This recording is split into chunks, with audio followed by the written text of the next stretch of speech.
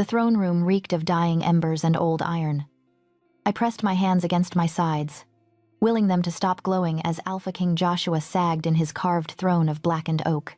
His armor, dark, heavy, unforgiving, looked like it was holding him together, but I could see the gray pallor beneath, the way his breath rattled like stones in a dying fire. 24 years old and already a ghost in wolfskin. I was nobody. Rose, the Omega who scrubbed blood from infirmary floors and fetched herbs for the real healers. But when Elder Corvin barked my name, every wolf in that hall turned to stare. The doors slammed shut, trapped. Joshua lifted his head, storm-gray eyes locking onto mine with desperate intensity. Come closer.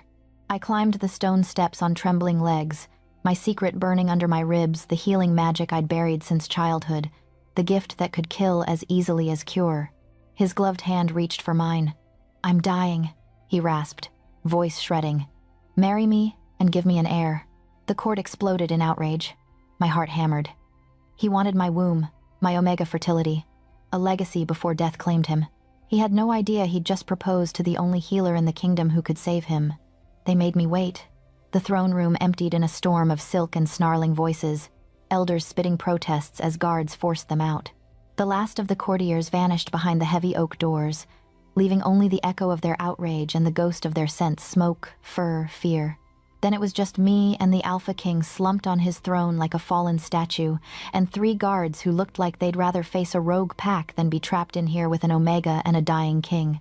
Leave us, Joshua said. His voice was raw but threaded with command. The guards hesitated a heartbeat too long, then bowed and withdrew. The doors shut again, softer this time, and the silence that followed pressed against my ears until I could hear nothing but my own pulse. I stood at the base of the steps, unsure if I was allowed to breathe without permission. Up, he murmured, tipping his chin toward me. Come closer, Rose. He remembered my name.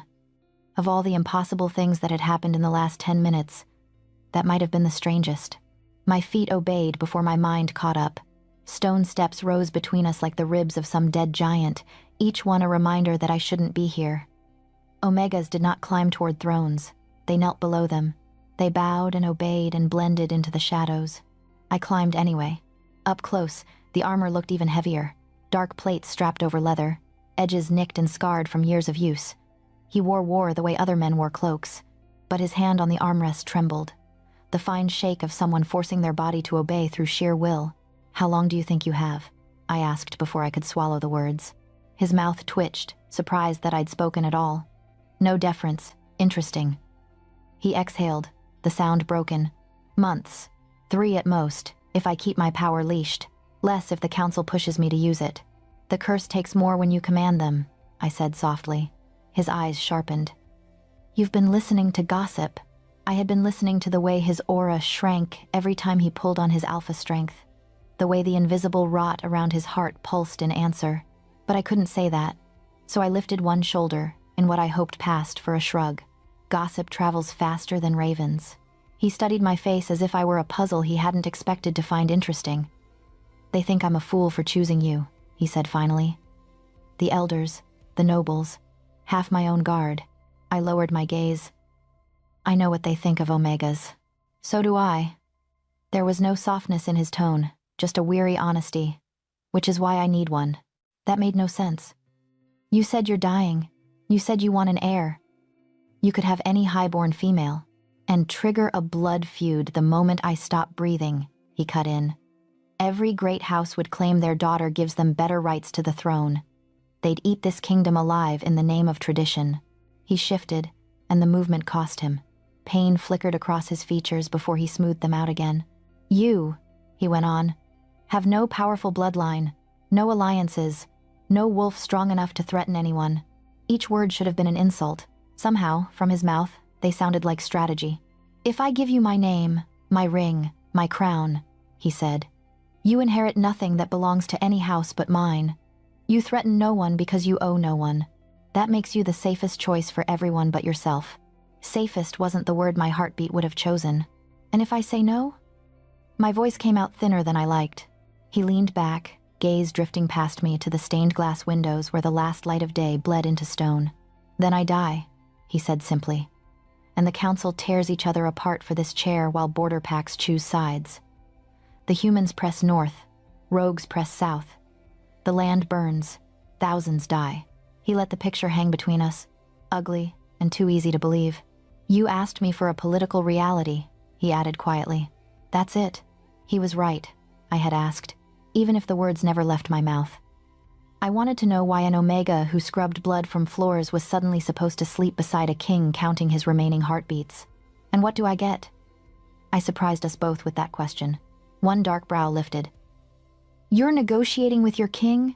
I'm negotiating with the man who just asked me to die with him, I replied, heat prickling my cheeks. The least I can do is choose how. Something like amusement ghosted across his features, the shadow of the man he might have been before disease and duty carved him into this hard shape.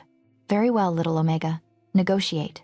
My fingers curled into my skirt to stop their shaking. My mind raced through all the things I wanted and discarded them as childish as soon as they formed. Happiness. Love. Safety. None of those were currency in a court like this. My freedom, I said at last.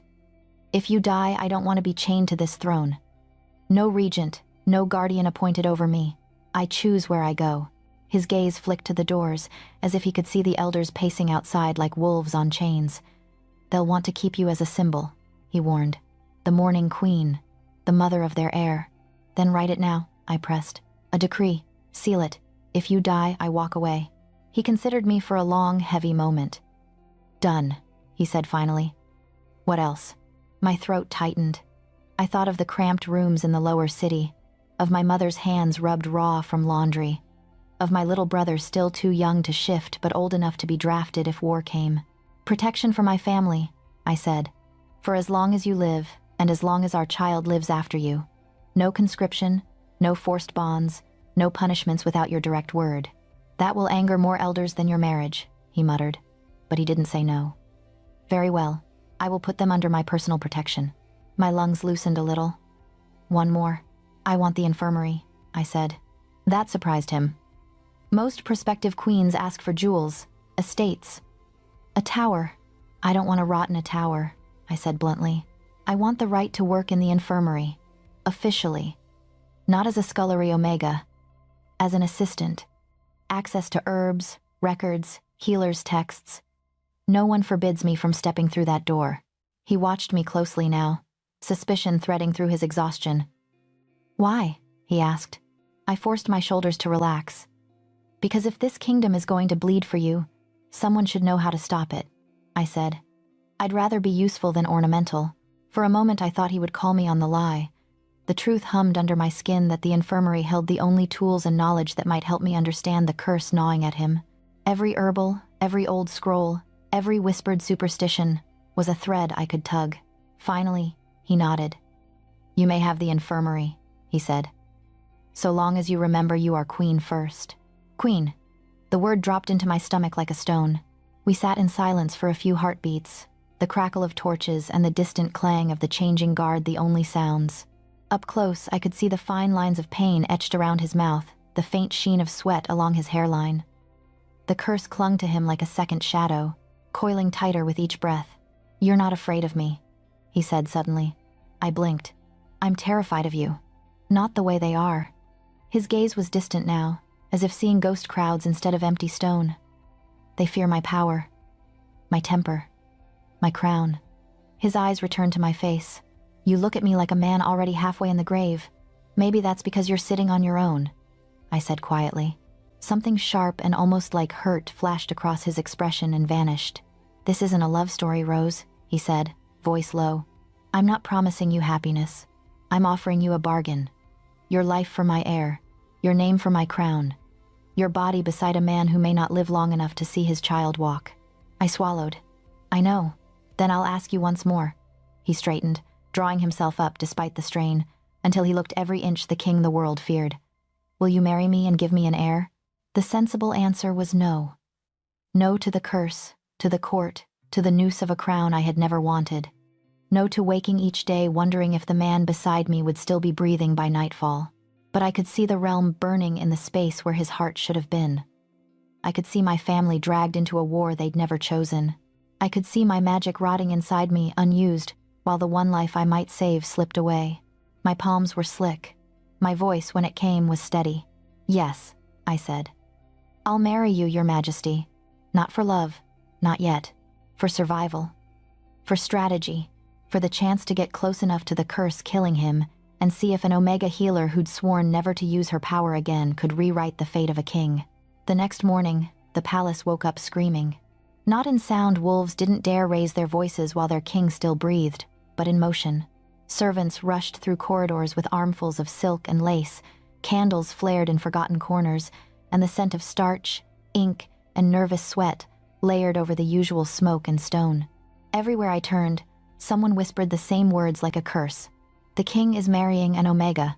By mid-morning, 3 maids with sharp eyes and sharper pins dragged me into a chamber I'd never seen before, all mirrors and gilded screens and a raised platform in the center like an altar. Stand, one ordered. I did. It didn't stop my knees from shaking. Bolts of fabric in muted blues and cream were unrolled and draped over my shoulders, tugged tight around my waist, yanked away and replaced before I could form an opinion. My plain gray dress was stripped off my body with efficient, impersonal hands. The air felt cold and strange on my skin. She's too thin, one maid muttered. Too pale, another sniffed. At least her hair's decent.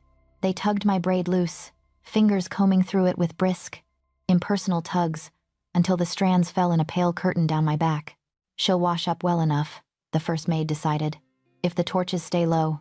They talked about me like I wasn't there. Maybe that was easier. For them. For me. By the time they were finished measuring, poking, and pinning, my scalp stung and my arms ached from holding still. They left me for a moment, wrapped in nothing but a linen shift and nerves, facing my reflection. I barely recognized the girl in the mirror. Wide eyes. A scattering of freckles across a nose the elders had called common. Collarbone sharp enough to cut. Omega, through and through. Not queen, not anything close. The door opened, and a woman swept in who didn't bother pretending I was invisible. She wore dark blue robes edged in silver thread, her black hair braided into a crown. Power clung to her like another garment, not wolf power, but the harder, colder weight of someone used to bending rooms to her will. Rose, she said. I am Lady Daria, the queen's steward, until there is a new queen to command me. The reminder that she meant me sat heavy in the air. Yes, my lady, I managed. Her gaze traveled from my bare feet to my tangled hair, taking in every flaw like a tally. You will not embarrass him, she said, as if this were a fact yet to be proved. The wedding has been moved to the end of the week, 5 days. In that time, you will learn to walk, speak, and breathe like someone worthy to stand at his side. 5 days? My voice cracked. That's more than most Omegas get between being chosen and being claimed, she cut in. Consider yourself fortunate. Fortunate. Right. Etiquette lessons began immediately. How to bow without bending too low, how to sit without taking up space, how to keep my gaze lowered without seeming weak, which fork to use, which titles to speak, where to stand so the elders wouldn't feel challenged, and where to stand so they wouldn't forget I existed. Between lessons, nobles came in pairs and trios, pretending to browse fabrics while staring at me as if I were a stain they couldn't scrub out. That's her, one murmured, fanning herself. Look at her wrist, no mark, no bond. Barely a wolf at all. He must be sicker than they say if he thinks that creature will save his line. Creature, dirt, problem. The words slid over my skin like oil. I'd heard worse in the servant wings. It still took effort to keep my hands relaxed at my sides, to stop my power from flaring in answer to the bruise of their contempt. I kept my face blank and memorized their voices. By the second day, the gossip had sharpened enough to draw blood. I heard that I'd bewitched him, that I was carrying his child already, that my mother had crawled into his bed years ago and he was trying to make amends. Nobody suggested the truth that he'd chosen me because my insignificance was strategically convenient, because my lack of power made me safe, because he thought I was harmless. On the third evening, after hours of repeating the correct forms of address until my tongue felt numb, a guard appeared at the door. His Majesty requests the Omega, he said. Lady Daria shot me a look that said, Don't you dare ruin this. She straightened the borrowed gown, a simple blue thing, half finished, pins still tucked along the seams, and nodded. Go, and remember, you are being tested with every breath. As if I'd forgotten. Joshua's private chambers were guarded by 2 wolves in dark armor, their expressions carefully blank. When they opened the doors, heat and firelight rolled over me. chased by the scent of leather, steel, and something underneath sharp and clean, like storm air before it breaks. He sat by the hearth rather than on his bed or at his desk, armor traded for a black shirt and open leather vest. The casualness made him look younger, more human. It also threw the disease into harsher relief. The hollows beneath his cheekbones were deeper, the lines around his mouth more carved. "You look miserable," he said, by way of greeting. "So do you," I replied before I remembered to tack on, "Your Majesty." One corner of his mouth lifted. "At least you're honest." He gestured to the chair opposite him. I sat, keeping my back straight, hands folded, ankles crossed the way Darya had drilled into me until my muscles spasmed. "The palace is in uproar," he said. "The elders petition me every hour to reconsider. The nobles send letters. The priest claims the moon is inauspicious." "What do you think?" I asked. "That the moon doesn't care who I marry," he said dryly, "and that the council is more afraid of a crown without a head than of a queen without a pedigree." His gaze slid to my hands. "They're teaching you how to hold a fork properly? And how not to breathe too loudly," I said. "Apparently, air is reserved for higher ranks." He huffed a laugh that turned into a cough, hand flying to his chest. The sound rattled deep, wrong. Instinct rose in me without permission. Before I could stop myself, my hand reached across the space between us and closed around his wrist. Heat slammed into me, not from his skin, from what coiled beneath it. The curse reared like a living thing, cold and furious, teeth sinking into the edges of my magic. For a heartbeat, the room vanished. There was only pressure, black and crushing, wrapping around his heart and lashing toward me like barbed wire. My power reacted, flaring in defense, golden white against that dripping darkness. I ripped my hand back as if burned. Joshua stared at me, eyes wide, pupils blown. His pulse jumped wildly in his throat. "What?" he said slowly. "Was that?" My own heart was hammering, every nerve buzzing. The tang of scorched magic hung in the air, bitter as oversteeped herbs. "Static," I lied, my voice too thin. "From the fire." "I'm sorry, Your Majesty. I didn't mean to." "Don't," he interrupted. "Don't lie to me." "Not you." The plea in that last word caught me off guard. "Not you." As if the entire world had been lying to him for so long he couldn't bear it from one more person. "I know when power touches me," he said, quieter now. I could have told him the truth. "You're cursed, and my magic recognized its enemy. You're rotting from the inside, and if I try to heal you, it will try to kill me." Instead, I chose a different truth. "I reached for you," I said, "and something reached back. Whatever's inside you doesn't like being disturbed." He flinched the slightest bit, the only crack in his careful control. "That much I've gathered," he muttered. "The shamans tried to purge it. One died. One went mad. The last refused to touch me again. No wonder his eyes had gone wide when I grabbed him. No healer in their right mind would." I swallowed. "You should be careful how you use your power then. You sound like my physicians." "They're right," I said. "Every time you throw your weight around with the council, you're feeding it." Silence stretched between us. Somewhere outside, a bell tolled the hour. "You presume much, Omega," he said at last. "My job in the infirmary is to notice when things are dying," I answered. "You asked for honesty." His gaze locked on mine, something hot and dangerous moving behind his irises. For a heartbeat, I thought I'd gone too far. Then he smiled. It was not a kind expression. "I asked for obedience," he corrected softly. Honesty was a surprise. He stood, the motion slower than it should have been for a king his age, and crossed to the table. A dagger lay there, a simple thing, iron hilt wrapped in worn leather. He picked it up, weighed it in his hand, then drew the blade across his own palm in a swift, practiced motion. "Joshua." The name slipped out, bare and startled. Blood welled, bright and red. He extended his hand toward me. "If you're so certain," he said, "prove it. Touch it. Tell me what you feel." It was a test, and not of etiquette. The curse pulsed like a heartbeat inside him, sensing the open path his wound created. My own magic shivered in my veins, eager and terrified. I should have refused. I should have bowed, murmured an apology, and backed out of the room. Instead, I reached out, fingers closing gently around his injured hand. Warmth flooded my skin, then the curse struck. It lunged through the cut like smoke chasing air, slamming into my power with a hiss I felt in my teeth. Pain lanced up my arm, sharp and electric.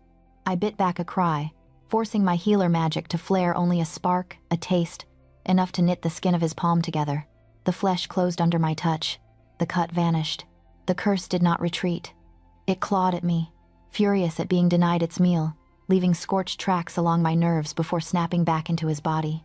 When I finally let go, my arm throbbed from fingers to shoulder. Joshua stared at his unmarked hand, then at me. "You healed that," he said. "Barely," I whispered, and it hated me for it. He sat back down hard, as if his legs had forgotten how to hold him. For the first time, I saw something like hope spark in his eyes, and terror right behind it. "What are you?" he asked. I folded my tingling hand into my lap, hiding the tremor. "Your future queen," I said, because it was safer than the other answer. "If you survive long enough to put a crown on my head," his jaw clenched. "And if I don't, then you die," I said, because I couldn't soften that truth. "And whatever this is will try to take anyone foolish enough to stand between you and it, including me." He looked at his healed palm again, then at the faint sheen of sweat on my forehead. "Does it hurt you?" "Yes." "Can you fight it?" My throat felt tight. "Maybe. Once, twice. I don't know." He leaned forward, eyes dark. "Try anyway." There it was, the king's ultimatum, dressed in different words. "Marry me. Give me an heir. Fight the thing that killed every healer before you." "I will," I said. What I didn't say, as heat throbbed where the curse had clawed at my magic, was the truth I'd felt in that brief contact. Healing him wouldn't be a gentle mending. It would be war, and every time I touched him, both of us would bleed. Dusk stained the palace windows the color of old blood the night they dressed me to be a queen. Maids fastened me into the finished gown layer by suffocating layer soft blue silk over stiffened linen, tiny buttons marching up my spine like a row of teeth. Lace brushed my throat, delicate as a noose. My hands wouldn't stop trembling, so they shoved a bouquet into them, as if a cluster of white flowers could hide the way my fingers shook. "Breathe through your nose," one of them muttered. "If you faint in front of the elders, they'll say it's an omen." Too late. I already felt like an omen. The great hall had been transformed into something almost holy. Candles crowded every surface, flames shivering in the drafts. The throne sat at the far end beneath a canopy of dark banners, and before it, an arch of twisted branches and winter roses had been woven, petals pale against black wood. Wolves packed the hall, nobles in their finest, guards in polished armor, servants pressed into shadows. Their eyes followed me as I walked the length of the aisle, each step echoing off stone like a countdown. Joshua waited beneath the arch. He wore full ceremonial armor, black and silver, etched with the sigil of his house. A crimson cloak fell from his shoulders, pinned with a wolf's head brooch. Crownless, for now. Still, the weight of kingship clung to him like a second skin. Only the lines around his mouth, deeper than they'd been a week ago, betrayed the sickness gnawing at him from within. When I reached his side, the hall went quiet in a way that felt unnatural, as if the air itself were waiting. "Take his hand," Father Arlen murmured, the old priest standing between us with the marriage book clasped in spotted fingers. I hesitated for the barest heartbeat. Joshua's gaze caught mine, steady, unreadable. Then I reached out. The moment our palms touched, my magic surged. It was like plunging my hand into icy water shot through with lightning. The curse roared up to meet me, no longer just a shadow at the edges of his aura, but a living, writhing thing, ancient and furious. I saw it behind my eyelids, black thorns wrapped around his heart, each pulse driving them deeper. Threads of old blood magic, knotted through bone and wolf and crown. Names whispered in languages I didn't know, all of them meaning the same thing. D. My knees buckled. The bouquet slipped in my grip, petals crushed. For a breathless instant I swayed toward the floor, vision narrowing, the hall dissolving into streaks of light and color. Joshua's hand tightened around mine. The pressure anchored me. I dragged in a gasp of air, shoving my power down, until it was nothing more than a dull, furious hum under my skin. The curse recoiled, not retreating but coiling tighter inside him, as if making note of me. "Rose," I thought, "you idiot. You poked a sleeping monster in front of the entire kingdom." "Steady," Joshua murmured, too low for anyone else to hear. His thumb brushed the inside of my wrist, a bare stroke that felt more intimate than the room full of witnesses. Father Arlen cleared his throat, eyes sharp despite his age. "We will proceed." The words of the ceremony washed over me in a blur. I repeated my lines when prompted, careful and clear. Do you, Joshua of House Ashen, take this Omega? I do. Do you, Rose, take this Alpha? I do, I whispered, and the words tasted like ash and iron. The vows were old ones, carved into stone somewhere long before either of us had been born. Promises to stand between the realm and ruin, to share bed and blood and burden, to bind wolves, houses, and hearts. Each sentence felt like a contract my magic signed in blood. At some point, a ring slid onto my finger, a simple band of dark metal that warmed against my skin as if remembering another hand. At some point, Father Arlen lifted his arms. By moon and stone, by blood and bone, this union is sealed. Witness your king and queen. The hall erupted. Some wolves cheered. Some only clapped out of duty, their eyes sharp and calculating. A few elders kept their hands resolutely still. Joshua raised our joined hands anyway, daring them to object. Bow, Lady Daria hissed from somewhere behind me. I did, because habit was stronger than my new title. The crowd bowed in return, a ripple of reluctant obedience rolling outward from the front rows. For a moment, one fragile, impossible moment, I felt the kingdom tilt, as if the entire weight of it had been shifted onto our linked fingers. Then it was over. We turned. We walked back down the aisle together, the crowd parting like a wound. By the time we reached his chambers, my head was pounding and my nerves felt scraped raw. The guards outside the door saluted, eyes studiously distant. When the doors closed behind us, the sudden quiet rang louder than the chaos had. I stood in the center of the room, still clutching the wilted bouquet, listening to my own heartbeat thunder in my ears. Joshua tugged at the clasp of his cloak, then at the buckles of his armor. Metal clinked as he stripped it away piece by piece, until he was down to a dark shirt and trousers, socks silent on the stone floor. Without the armor, he looked smaller, younger, human. I hate that hall, he said abruptly. I blinked. You hold court there. That doesn't mean I don't hate it. He dropped onto the edge of the bed with a low exhale, rubbing a hand over his face. Too many ghosts. I set the bouquet carefully on a table, fingers grateful to be empty. Ghosts? Every decision that got someone killed, he said. They all started there. There was no crown on his head now, no audience watching. The king mask slipped, just a little, and the man underneath was tired in a way sleep couldn't touch. You almost fainted, he added, looking at me. When you took my hand, I swallowed. You felt that? I felt you go white as bone, he said. Did the thought of being tied to me offend you that much? His tone was light, but there was something sharp beneath it. Fear, maybe, or curiosity. It wasn't you, I said before he could draw his own conclusions. It was what's inside you. The curse. Yes, I moved closer, stopping with the bed between us. It's old, Joshua. Older than you, older than your line. It's not a disease. It's a sentence. He studied me. You sound like you saw it. I did. The memory of those black thorns scraped behind my ribs. When we touched in front of everyone. It woke up. And it doesn't like being challenged, I said quietly. Every time I reach for you, it will fight back. Silence stretched. The fire popped in the grate, sending a shower of sparks up the chimney. You're afraid, he said. Yes. Of it? Yes, I said again. And of losing. His shoulders eased the slightest bit, as if that answer satisfied something he hadn't admitted to himself. He looked down at his hands, flexing them as if expecting to see rot crawl across the skin. When my father died, he said slowly, I was 25. They put the crown on my head while his blood was still cooling. Everyone kept telling me not to show fear, not once. Not in front of the council, not in front of the packs. Fear was weakness. Weakness was death. He glanced up at me, eyes shadowed. You looked at me in that hall today, he went on, and you didn't look afraid of me, of the crown, of what it meant. You looked afraid of losing. There's a difference. I exhaled. You chose me because I looked unafraid? I chose you, he said, because you looked at me like a man, not a monster.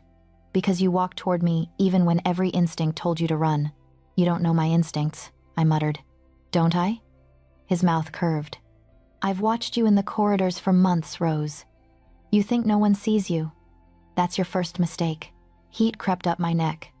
You were watching me? A king watches everyone, he said. But you intrigued me. An Omega who keeps her head down and still finds ways to help people she doesn't owe a thing. That night you smuggled extra bandages to the human boy in the infirmary. You saw that? I see more than you think. His gaze softened, just a fraction.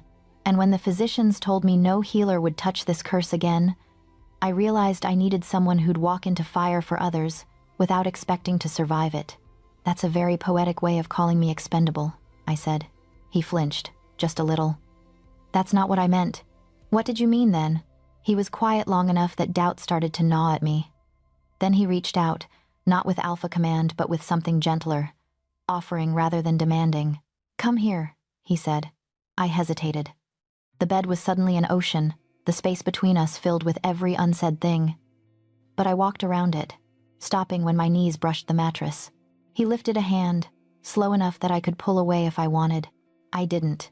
His fingers brushed my cheek. The calluses there were rough, a warrior's touch, but the way he used them was careful, almost reverent. My magic stirred beneath my skin, drawn to the steady, stubborn beat of his heart and the poison wrapped around it. I meant, he said quietly, that I chose someone who looks at me and sees I'm already half dead, and still bargains for her family's safety instead of her own comfort. Someone who negotiates for an infirmary instead of jewels. Someone who may be terrified, but doesn't let fear choose for her. His thumb traced the line of my jaw. My breath caught. This isn't a fair bargain for you, he admitted. I know that. I also know I had no right to ask it, but I asked anyway. And you said yes, because the alternative was war, I whispered. And now? Now his hand was warm on my skin. Now the curse pulsed in the background like distant thunder. Now the bond between us, a fledgling thing, fragile and unsure, fluttered in my chest. Now, I said slowly, I still think you're an idiot for underestimating how hard this will be. His laugh was brief and broken, but real. And? He pressed. And I'm still here. I finished. Our eyes met. For once, there was no crown between us, no council, no watching wolves. Just a man who didn't expect to see another winter, and the Omega foolish enough to try to drag him there. He leaned in first. Or maybe I did. The distance closed in a breath. His mouth brushed mine, tentative, as if I might shatter. The kiss was not claiming, not the brutal possession I'd heard whispered about in the servants' quarters. It was a question, a promise written in heat and hesitation. My magic surged toward him, instinctive as breath. The curse snapped like a snare. Pain flared along my nerves, sharp and bright. I gasped against his lips, fingers tightening in his shirt. For a heartbeat, it was all teeth and fire, power crashing against power deep where flesh and spirit met. Then I wrestled mine back under control, forcing it to settle. For now, just for tonight. When we broke apart, we were both breathing harder than a single kiss warranted. It hates me, I said softly. I know, Joshua replied. His hand stayed on my cheek, steady. We'll make it regret that. We. As if this fight belonged to both of us, and not just to the healer who'd be bleeding for every inch. In the shadow of death, under a roof that had seen too much blood and too many broken vows, we shared our first honest touch. It was careful. It burned. By day, they called me Your Majesty, with mouths that tasted of poison. The coronation hadn't happened yet, but the marriage was enough. The gossiping nobles adjusted their titles overnight. The elders bowed, their spines bending just enough to satisfy tradition, their eyes sharp as blades. Every corridor I walked felt lined with teeth. Elder Corvin always smelled of bitter herbs and contempt. When he passed me outside the council chamber, he dipped his head a fraction too shallow. Your Majesty, he said, I trust you are adjusting. To being stared at like a plague omen, I asked lightly. I'm learning. His lips flattened. We are a kingdom of wolves, not fairy tales. An Omega at the king's side sends confusing messages. Then perhaps they should pay attention, I said. Confusion keeps people from charging blindly into war. His eyes flashed gold for one dangerous heartbeat before he remembered himself and stepped aside. I filed that reaction away. Corvin hated me. But hate was useful. It was the honest edge of fear. Others hid their malice better. Elder Merrick smiled too wide, his compliments wrapped around sharpened barbs. A queen so close to the servants, he murmured when he found me in the kitchens, praising the cook for saving food scraps for orphaned pups. Touching. One hopes you remember where you came from. One hopes you remember where your throat is, I thought, and smiled back. Of course, Elder, I said. I remember every corner I scrubbed. Court became a maze of half-truths and false warmth. I walked through it carefully, learning who barely tolerated me. Who would tolerate me if Joshua stayed strong, and who watched me with the hungry calculation of wolves measuring prey. The last group was the smallest, but their gazes burned hottest. At night, the palace changed. The torches burned lower, spilling gentler light. The echo of footsteps thinned. My guards stood outside our chambers, convinced I was asleep inside. They didn't notice when I slipped out in a servant's cloak, hood up, bare feet silent on the stone. The infirmary smelled of rosemary, iron, and old pain. I'd spent years there carrying bedpans and cleaning wounds under the healer's barked orders. Now, when I pushed open the door, the night attendant jolted upright, nearly dropping her ledger. "Your Majesty," she squeaked, bowing so fast her bun wobbled. "At ease, Tamsin," I said. "I'm not here to inspect. I couldn't sleep. That part wasn't a lie." She swallowed. "Can I fetch the chief healer?" "No, I just want to read." I nodded toward the shelves of leather-bound books and cracked scrolls. "These belong to queens before me." "It seems appropriate." The last word tasted strange, but Tamsin relaxed, relief softening her shoulders. "As you wish," she said, and returned to her desk. I drifted along the shelves, fingers trailing over spines I knew by touch. Herbals, anatomies, old field journals from border medics. Then, lower down, the ones I hadn't been allowed to touch as a servant. Volumes bound in darker leather, edges stained with something that wasn't quite ink. I slid one free. On Healing That Which Should Not Be Healed, read the title, letters faded but legible. My pulse kicked. In a corner table's circle of lamplight, I opened it. The pages crackled, the script cramped and dense. It spoke of curses that latched onto bloodlines, malignancies woven through alpha commands, healers burned out from the inside, warnings in a dead hand. Every cure has a cost. The deeper the rot, the more it will eat of you in return. I read until the lines blurred, until candles guttered low. When Tamsin yawned and looked away, I slipped out, hiding the book beneath my cloak like contraband. Joshua's first attack came 3 nights later. I woke to the sound of him choking. One moment the room was quiet, his breathing steady beside me. The next, he was on his side, hand clawing at his chest, eyes wide and unfocused. The curse rushed to meet him, black pressure slamming through the bond like a storm front. "Joshua," I rolled toward him, catching his shoulder. "Breathe." He couldn't. His lips had gone pale, jaw clenched. Each inhale stuttered, dragged through invisible hooks. Sweat slid down his temple. I didn't think. I moved. My palm pressed flat against his bare chest, right over his heart. Magic flared mine, bright and wild, bursting out of the cage I kept it in. The curse reared, trying to shove me away, but I shoved back. Not this time. I imagined my power as light pushing through cracks in stone, sliding between the black thorns I'd seen in that wedding arch vision. The curse was everywhere, wrapped tight, but there were gaps tiny, mean spaces where I could wedge myself. "Let go," I whispered, not sure if I spoke to him or the thing inside him. "Just a little. Let him breathe." Heat rippled up my arm, then cold. The curse snapped at me, slicing, leaving lines of fire along my nerves. I gritted my teeth and pushed harder, forcing it back from his lungs, carving out a pocket of space around them. Joshua sucked in a ragged breath, then another. His body loosened, the rigid arch of his spine easing. The invisible weight on his chest shifted, grudging and furious, settling deeper around his heart instead. That's it, I thought. Hate me all you want. Just move. When his breathing finally evened, my hand dropped away.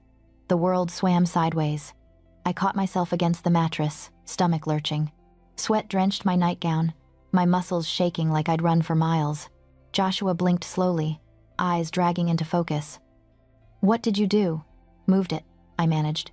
"Gave you room." His gaze dropped to my trembling fingers. "At what cost?" "It took a bite," I admitted. "I'm still here." He pushed himself up on one elbow, studying my face as if expecting to find cracks. "You're pale," he said.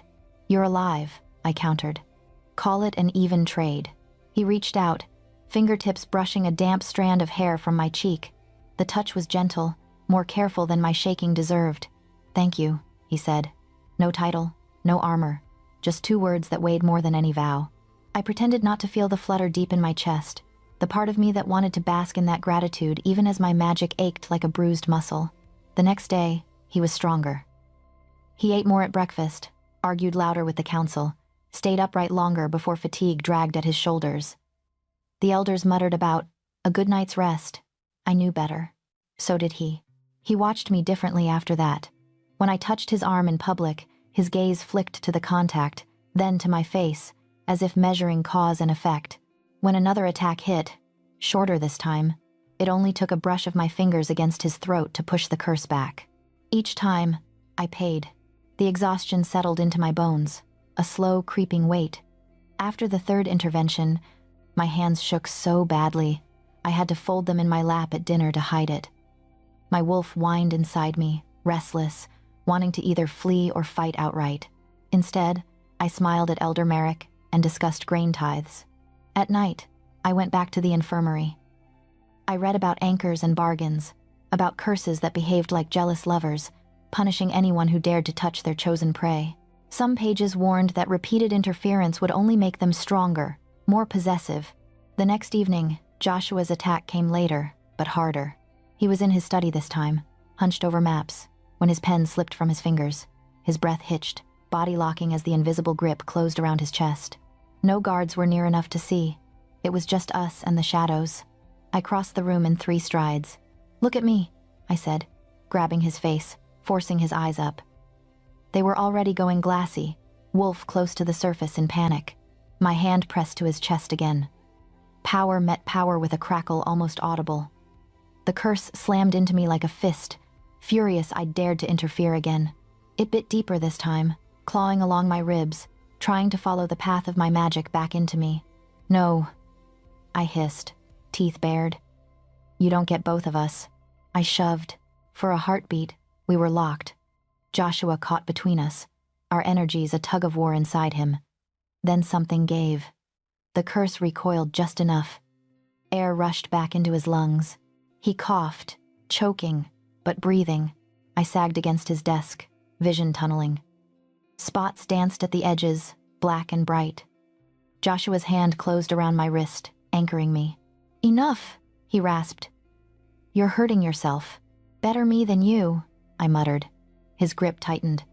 "Do not say that as if your life weighs less." We stared at each other, both of us breathing hard, the map between us smeared with ink and sweat. The room felt too small, charged with more than magic. "I feel better when you touch me," he said quietly. "Stronger. Like I can breathe. That's the point," I replied. But the words came out softer than I meant. "And yet," he added, eyes dropping to where his thumb brushed my pulse, "it's not only that." Heat curled low in my stomach, unwelcome and undeniable. The bond between us tugged, subtle but present, fed by shared danger and shared beds, and the way his eyes softened when he thought I was asleep. "It's dangerous to mix those things," I said. "Magic and other matters." "Desire?" he supplied. The word hung between us, honest as blood. "Yes," I whispered. "Everything about this is dangerous," he said. "You, me, this curse, this court." His thumb traced a slow burning circle over my skin. "Tell me you don't feel it." My heart thudded so hard I was sure he could hear it. "I feel many things," I said, "including the fact that if we're not careful, the curse will use whatever binds us to choke us both." His jaw clenched, but he didn't let go. "Then we'll be careful," he murmured, "as careful as we can be, standing on a blade's edge." Suspicion and desire twisted together inside me, indistinguishable for one dizzy moment. Did he want my touch because it eased the curse, because it stirred something human in him, or simply because I was the only one close enough to hold? Maybe it didn't matter. Later, alone in the dark, I traced the faint, burning lines the curse had left along my ribs and thought, every time I reach for him, I'm teaching it my shape. Every time his hand finds mine, the line between healing and hunger blurs a little more.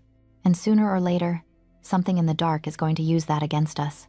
My first clue was the silence. My heat should have come with the last full moon, sharp, relentless, impossible to ignore. Instead, the moon climbed, fat and silver, and my body stayed strangely calm. No fever under the skin, no gnawing ache, just a small, stubborn absence where chaos should have been. At first, I blamed stress. Curses, council meetings, almost dying in my husband's study twice a week. Then Sarah, the head cook who'd known me since I was a half-starved kitchen brat, cornered me by the ovens. "You're late," she said, squinting at me over a tray of bread. "For what?" I asked, playing dumb. She snorted. "You're not that innocent, Rose. Come with me." She dragged me to a little side room that smelled of flour and old herbs, shoved a chipped mug into my hands, and pointed at a bucket. "Do what needs doing," she ordered. "We'll know soon enough." My cheeks burned hot, but my hands shook more from nerves than embarrassment. When I came back with the warm mug, she poured the contents over a handful of dried wolfsbane and moonroot in a shallow bowl. We watched. The liquid frothed almost immediately, a thick, pearly foam surging to the rim. Sarah's hand flew to her mouth. "Goddess," she whispered. "Twins." The room went very, very small. "That just means pregnant," I said, weakly hopeful. She shook her head. "If it were one, it would bubble. But that?" She pointed at the overflowing mess. "That's 2 heartbeats, maybe more if the goddess is feeling cruel." I gripped the edge of the table to keep my knees from giving out. 2 heartbeats, 2 lives, inside a body that was already bruised from fighting a curse every other night. "What do I do?" I asked. She looked at me like I'd grown another head. "You tell their father before the council finds out and tries to turn them into weapons." The news didn't stay ours for long. By the time I reached our chambers, rumors were already racing through the stone like fire in dry grass. Servants stared openly as I passed. One guard's gaze dropped, almost involuntarily, to my still flat stomach, then jerked away as if burned.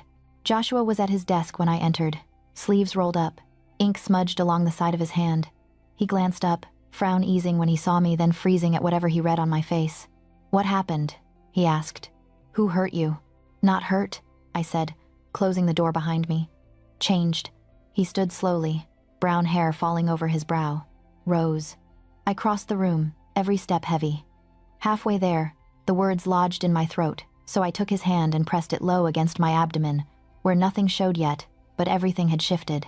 "Feel that?" I asked, voice barely steady. His brows knit. "I don't." Then his eyes widened.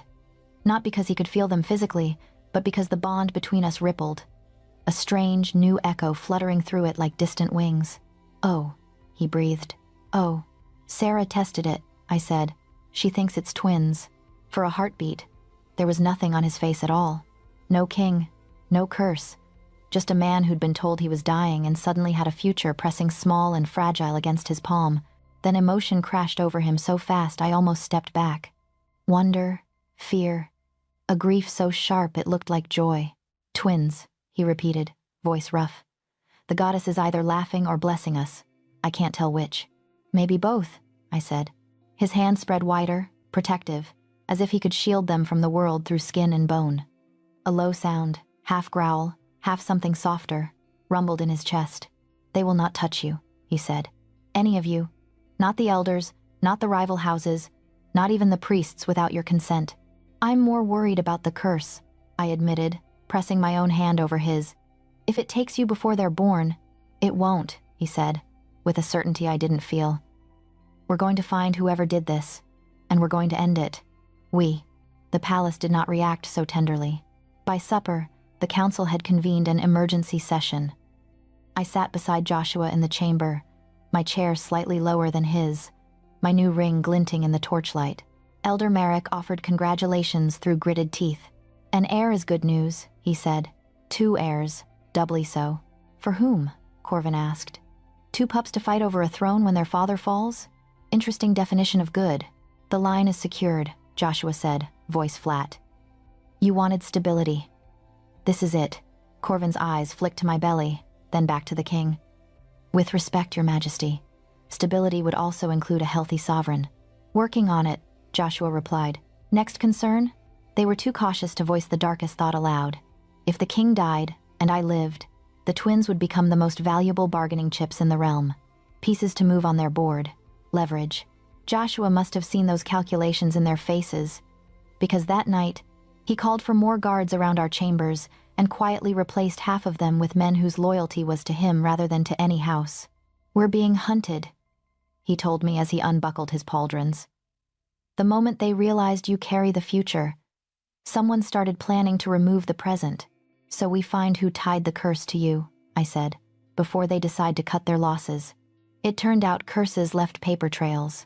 Old treaties, private letters, prayer logs meticulously kept by priests who believed the goddess liked neat handwriting. For days, Joshua and I combed through archives with a small circle of trusted allies, Lady Daria, Captain Rian, and Father Dominic. The curses described in the oldest texts matched too closely to what lived in Joshua. Bloodline binding, triggered when an alpha assumed the throne, feeding on authority. All of them traced back to the same forbidden rite, a ritual that yoked a king's life to the obedience of his council. If he defied them too often, the curse feasted faster. Why would any king agree to this? I asked, stomach churning as I read the account. He wouldn't, Joshua said, not knowingly. We followed ink and implication until the pieces aligned. The ritual had been altered a generation ago. Not by a monarch, by a council. Your father's reign, Father Dominic said quietly. When the last succession war nearly split the realm, Joshua's jaw tightened. They convinced him it would keep the elders loyal. In truth, it chained him to their will. His eyes darkened. And when he refused to bend, the curse hadn't started with Joshua. It had started with a desperate king and power-hungry elders willing to turn their own sovereign into a tethered beast. They did this to him, I said. And then to you. Not all of them, Joshua said, but someone on that council did. Maybe more than one. Traitors. Not from rival houses. From within. We never got the chance to decide what to do with that knowledge. The attempt came in the garden, of course. Assassins loved symmetry. It was late afternoon, the sky a washed-out blue. We walked along the gravel path between rose bushes, guards flanking us at a respectful distance. Joshua had insisted I get fresh air. I'd insisted he move, because the curse liked it when he sat still too long. I smelled the wrongness before I saw it. Not steel, not poison. Magic thin and sour woven into the wind. Stop, I said. Joshua had learned to trust that tone. He halted, hand dropping instinctively to the dagger at his belt. The arrow hissed past where his throat had been a heartbeat earlier and buried itself in the tree behind him. The shaft glowed with faint sigils, pulsing in a rhythm that matched the curse's ugly heartbeat. Down! I grabbed his shoulder and shoved. Another arrow sliced the air, then a third. The guards shouted, fanning out, searching for the shooter. One arrow grazed Joshua's side as he turned, cutting through leather and skin. It should have been a shallow wound. The curse exploded. It roared up around the cut like a beast scenting fresh blood, tearing through him in a spiral of pain so intense our bond flared white. Joshua staggered, dropping to one knee, hand clamped over his ribs. His breath vanished in a strangled sound, eyes going distant. Rose. I didn't let him finish. I dropped beside him, one hand braced on his shoulder, the other pressing hard over the wound. Blood slicked my palm. Power slammed into me, raw and vicious, riding the path of the arrow's lingering magic. They'd designed it to feed the curse, to trigger it, to finish what the council had started years ago. Not today, I snarled, and let go of any thought of caution. My magic burst from me in a surge that made the air crackle. It poured through the cut, into the spiraling darkness. Not gently this time, but like a river breaking a dam. The curse clawed at me, furious, but I latched on, following its threads deeper than I ever had before. I saw flashes, old rituals, elders' faces cast in torchlight, a circle of blood around a younger Joshua kneeling, unaware, a man's voice chanting words of binding. I memorized his face. The curse struck back, a hammer blow to my chest. My spine arched. For a raw, endless moment, I wasn't sure which of us was screaming. Then, inch by brutal inch, I forced it back from the wound, sealing the path the arrow had opened. My magic flared hot, then white, then dimmed to a painful ember. I collapsed forward, catching myself on Joshua's shoulder. My lungs burned, my vision blurred at the edges. When the world steadied, his breathing had smoothed. The cut under my hand had closed, skin tender but whole. The curse seethed deeper inside him, wounded but far from beaten. Joshua's hand closed around my wrist, holding me there. You, he rasped, eyes fixed on my face. You did that. You've been doing that. There was no point in lying. Not after what he'd just felt. Yes, I said, voice hoarse. Every time it tried to take more, I pushed back. His gaze swept over me, sweat-damp hair, shaking limbs, the way my free hand cradled my stomach protectively. How long? He he asked. Since our wedding, I admitted. Since I saw what it really was. His jaw worked, emotion warring in his expression, anger, fear, something like horror, and beneath it all, a fierce, aching tenderness. You've been fighting my death behind my back, he said, alone. I thought if you knew you'd stop me, I said, and I can't stop. Not while you're still breathing, not while they're still growing. I glanced down. His hand followed my gaze, resting over mine on my belly. For a moment, king and curse and council vanished, and there was only this. A man who had expected to leave nothing but ruin behind, now realizing he had something to lose. I should be furious, he said softly. You risked your life without my consent. You asked me to marry you without mine fully informed, I shot back, too tired to filter. He huffed an incredulous laugh that sounded suspiciously like it might break into a sob. Fair, he said. His fingers tightened over mine. But hear this, Rose. You don't carry this alone anymore. My curse, these twins, the traitors who did this, we face them together. No more secrets. No more secrets. In the distance, the guards shouted they'd lost the archer. Of course they had. Whoever had tied the curse to the crown had centuries of practice staying hidden. I leaned into Joshua, letting his body support mine, heartbeat strong and steady against my side. Together then, I murmured. The curse coiled in the dark like a wounded animal. Somewhere in the council chamber, a traitor realized their arrow had missed its mark, and inside me, 2 new heartbeats fluttered, fragile and defiant, as if daring the world to try again. The moon rose red as a fresh wound the night they tried to kill my king in the name of mercy.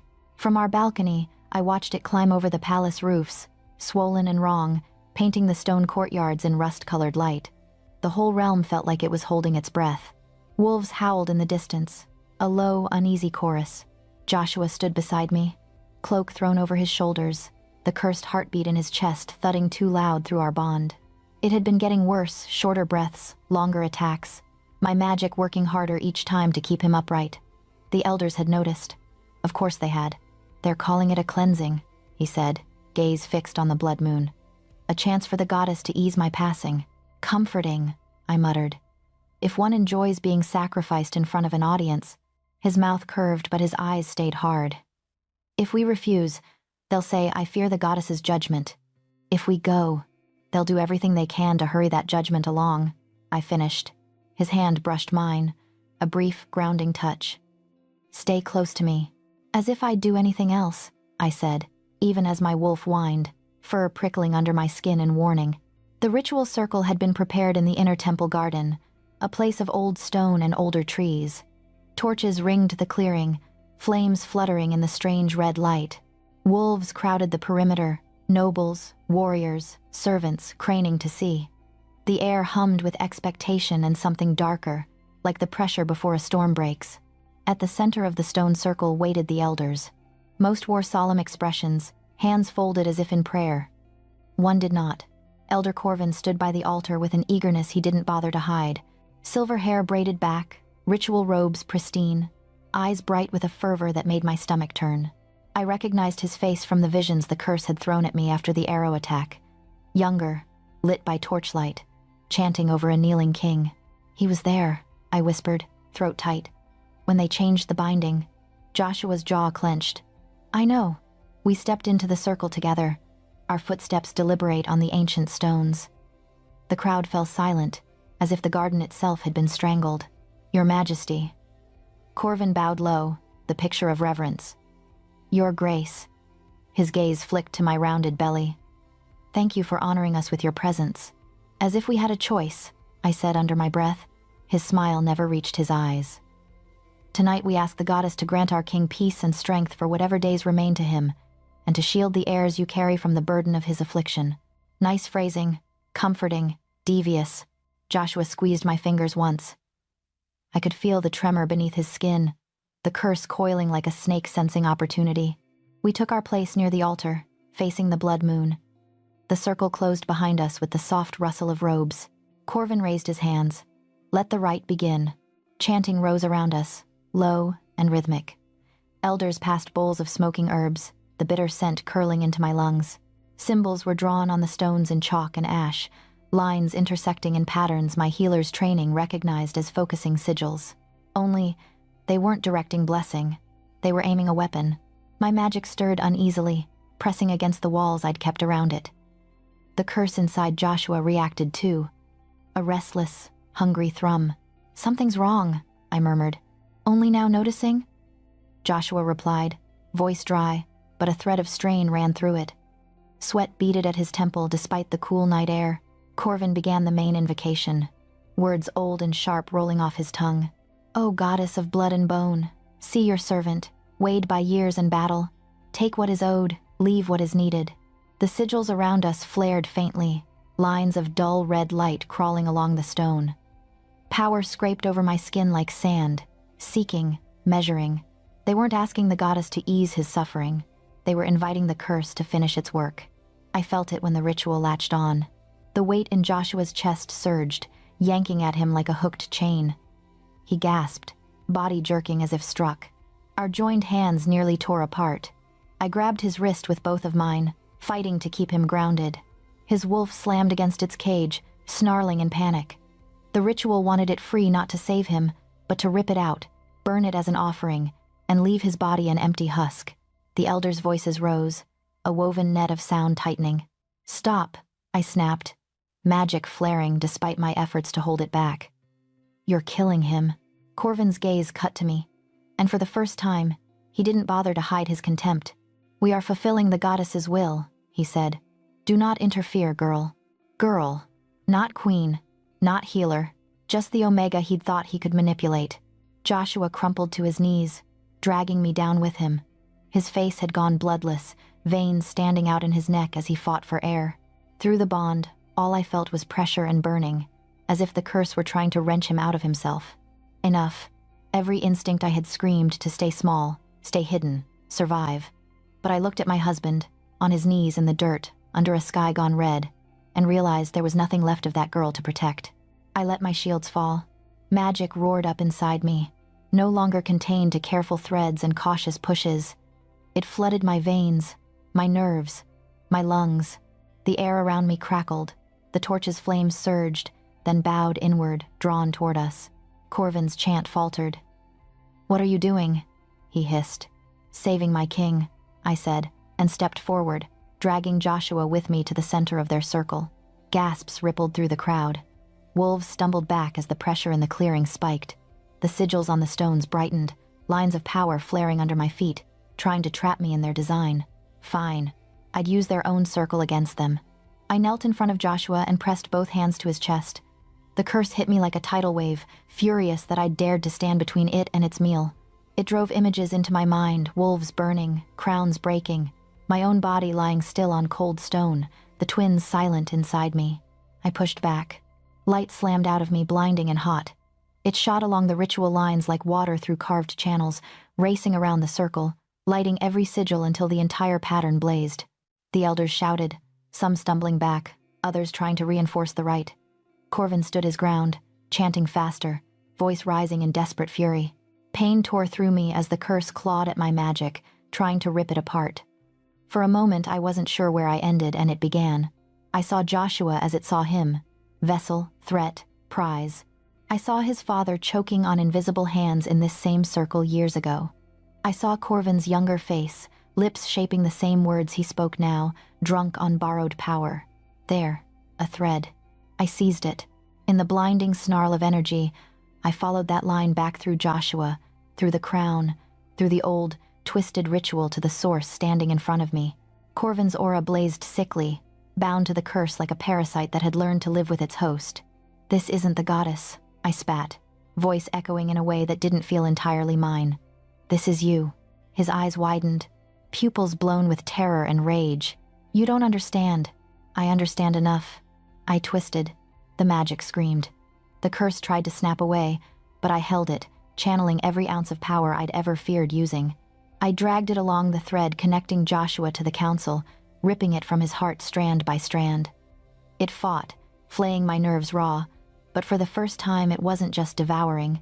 It was being pulled. The energy hit Corvin like a tempest. He staggered, hands flying to his chest, mouth opening in a silent cry. The The lines of the circle flared white-hot, searing the patterns into the stone. For a heartbeat, he and I were linked, his terror pouring through me, my fury pouring into him. Then the curse chose. It abandoned Joshua. It chose the man who had fed it all these years. Corvin screamed. The sound was not human. His body arched, eyes rolling back, veins darkening as the corruption flooded into him. Power ripped through the circle, tearing at robes, blowing out torches. Wolves dropped to their knees under the force of it. I held on until my vision went white at the edges, until my muscles shook with effort, until I felt the last rotten root tear free of Joshua's heart. Then I let go. The backlash threw me backward. Stone slammed into my spine. The world tilted and spun. For a moment, there was only ringing silence and the metallic taste of blood in my mouth. When the noise cleared, I heard two things. Corvin's final, ragged shriek as his body collapsed in on itself, smoke rising from his mouth and eyes, and Joshua's hoarse, astonished gasp. I forced my eyes open. Corvin lay crumpled near the altar, limbs twisted, face frozen in a rictus of terror. The stench of burned magic hung around him like char. The other elders stared, horror-struck. Joshua was on his hands and knees, breathing hard but breathing. The suffocating pressure I'd grown used to sensing through our bond was gone, not diminished, gone. His chest rose and fell in shaky, unlabored rhythm. "Rose," he whispered, looking at me as if he'd never seen me before. I pushed myself upright, every part of me aching. My magic felt raw, flayed open, but still there. My hands trembled as I reached for him. "I'm here," I said. My voice sounded scraped. "You're—" He pressed a hand to his sternum, eyes widening. "Light," he murmured. "It feels light, not empty, not cursed, free." Around us, wolves slowly rose to their feet. Dozens of eyes stared, some wide with fear, some blazing with something like awe. Every single one of them had just watched their Omega Queen step into a killing circle and walk out with the curse broken and the chief architect of their king's bondage dead at her feet. Father Dominic made the sign of blessing over his chest. Lady Daria's lips parted on a shaky exhale. Even Merrick bowed his head, as if in reluctant acknowledgement of a power he hadn't accounted for. Joshua pushed himself to his feet and crossed the small distance between us. His hands framed my face, thumbs brushing away the blood I hadn't realized was on my cheek. "You saved me," he said. "I got tired of arguing with your impending death," I rasped. "Seemed simpler to kill the thing inside you instead." A laugh broke out of him then, half choked, half incredulous. His forehead rested against mine for a brief, stolen moment. Then he turned to the circle. "Witness," he called, voice ringing against stone. "The curse that bound my house is broken. The elder who twisted it is dead by his own corruption. My queen stands as proof." Dozens of wolves dropped to one knee, compelled by instinct and the raw power still humming in the air. Not all, but enough. Joshua's grip on me tightened. "They'll come for you now," he murmured, too low for anyone else. "Some out of fear, some out of worship." "Let them try," I said, though my legs were shaking. "I'm done hiding." Above us, the blood moon hung heavy, its light washed paler, as if some stain had been scrubbed from the sky. Joshua's heart beat steady against my palm. Corvin's body lay cooling on the stone. And for the first time since I'd met the king who whispered he was dying, the future didn't feel like a funeral march. It felt like a battlefield we might actually survive. The storm began the day my children chose to arrive. Rain whispered against the palace windows, a steady hush that reminded me of the river that used to lull me to sleep in the servants' quarter. Lightning flashed far off over the forest, too distant to rattle the glass, close enough to paint the ceiling in brief, white scars of light. The midwives said it was a good omen, water washing the world clean for new souls. I decided to believe them. Labor hurt, of course. There was no magic for that, not the kind I was willing to use. My gift could knit bone, shove back curses, drag a dying king away from the edge, but some things were meant to be walked through, not around. Birth, like power, demanded blood and will. Joshua never left my side. "Breathe," he kept saying, as if I'd forgotten how. He'd discarded his crown hours ago, hair damp with sweat from pacing, shirt wrinkled from where I'd fisted it through the worst of the contractions. The healed steadiness of his heartbeat thrummed through our bond, an anchor against the waves of pain. "You're squeezing my hand," he hissed, during one particularly vicious spasm. "Then stop having such big hands," I snarled back, and the midwife choked on a laugh she tried to disguise as a cough. Time blurred into a rhythm of pain and breath, pressure and release. My magic stirred more than once, instinct shoving at the edges, wanting to ease the burn, but I kept it leashed. These children needed to arrive on their own strength, not wrapped in the echo of their mother's power.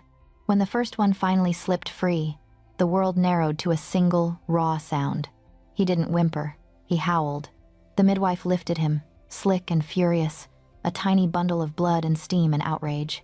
His wolf aura flared so bright it shocked tears to my eyes. A fierce golden blaze that crackled against my skin, undeniably his father's. "Your son," she said, and placed him on my chest. My hands shook as I gathered him close. He was so small, and yet he felt like gravity, pulling my entire world into this one squirming center. His eyes blinked open, dark already, unfocused but intense. "Hello," I whispered. "You're loud." Joshua laughed, broken and wet. He leaned down, pressing his forehead to both of ours. His hand splayed protectively over my shoulder. "I heard that," he murmured to the baby, voice rough. "Your mother never lets me forget it when I'm loud." Before I could answer, another contraction ripped through me, sharper than the first. "Of course," I gritted out. "We're not done." The midwives sprang back into motion. Joshua tried to back away, and I grabbed his wrist. "Don't you dare," I gasped.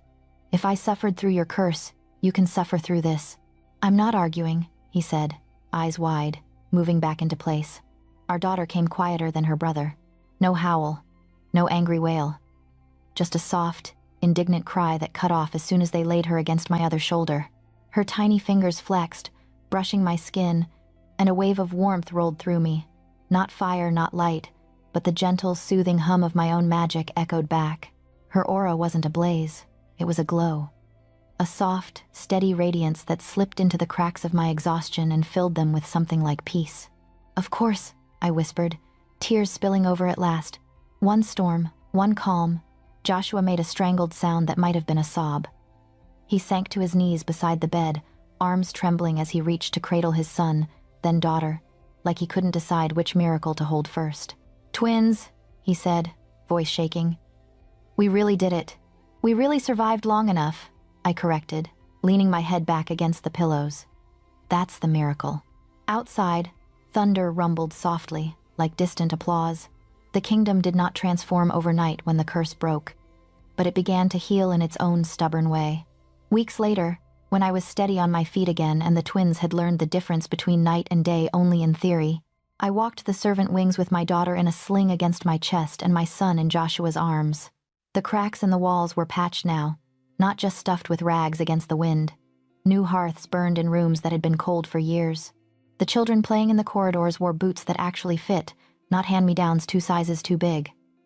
When they bowed, they rose with smiles, not flinches. "Your doing," Joshua murmured. "Ours," I corrected. The new laws hadn't made everyone happy. Omegas given the right to refuse bonds, healers offered protections instead of chains, a queen's wing attached to the infirmary so that no one could separate my titles from my work. The elders had swallowed all that like bitter medicine. Some had left rather than adapt. Some had stayed and grumbled. Some had surprised me by changing. Power is stubborn, I'd learned, but so is compassion, when given enough teeth. In the palace proper, a new wing smelled of herbs and clean linen, the healer's wing. Its doors stood open, crest carved above them, a wolf curled around a flame, the symbol I'd chosen when they insisted I needed one. For the first time in my life, I walked into such a place without being stopped. "Your Majesty," apprentices called, bowing, but there was respect in their eyes now, not suspicion. Some were Omegas, some were humans. One was a beta girl with ink-stained fingers and a mind sharp enough to cut steel. They worked together, arguing over herbs and salves under my supervision, and nobody threatened to burn them for doing their jobs too well. Change came slow. But it came. The throne room changed too, though the carving in the wood stayed the same. The first time I stepped into it again after the twins' birth, my chest tightened, memory overlapping reality. I'd walked this path once, as an invisible girl ordered to marry a dying king. Now I walked it as his queen, with our son asleep in my arms and our daughter curled against Joshua's shoulder, drooling on his collar. He didn't seem to mind. The council rose as we approached, not out of fear, not only. Something like genuine respect lined some faces now. Others were simply careful. I'd take that too. We handled the day's petitions quickly. A dispute over grazing land. A merchant asking permission to open a new trade route. A complaint about my decision to allow humans in the healer's wing. They bleed the same as we do, I told the complaining lord. They deserve to be mended the same. Joshua backed my ruling without hesitation. Watching the noble's expression shift as he realized both king and queen stood united was a petty pleasure I allowed myself. When it was done, the hall emptied, leaving us with only a few guards and the echo of our footsteps. I stood at the base of the throne, looking up at it. It no longer felt like an execution seat or a burden waiting to crush whoever sat there. It was still heavy with history, with hard choices and harder days, but now I could see the spaces where we'd carved something new into that weight. Thinking treasonous thoughts?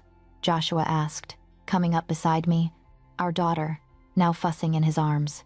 Thinking, I said, turning to him, about the first time I stood here and you looked at me like a convenient solution. He winced. In my defense, I was dying.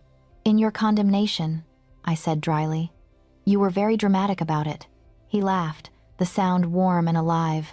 Our son stirred against my chest, grumbling. Our daughter reached for my hair, fingers tangling in the braid, her tiny touch soothing even as it pulled. I looked at Joshua, the man who'd once whispered, "I'm dying, marry me and give me an heir," as if that were all our story would ever be. The man whose heart had beaten under my hands while I fought his curse, whose life I'd dragged back from the edge more times than I could count. You know, I said softly, you lied to me. His brows lifted. About what? You said you were dying, I reminded him. You forgot to mention we'd end up here instead. Alive, loud, covered in baby spit. He glanced down at his damp shoulder and grinned. If you'd seen this future, would you have run? Probably faster, I admitted. Then I leaned up and kissed him anyway, careful not to squash either child between us. He kissed me back with all the gentleness of a man who knew exactly how close he'd come to losing this. We stood there, at the foot of the throne that had once felt like a death sentence, now only a chair we shared the weight of. And for the first time in a long time, the future didn't taste like fear. He didn't die. I didn't disappear.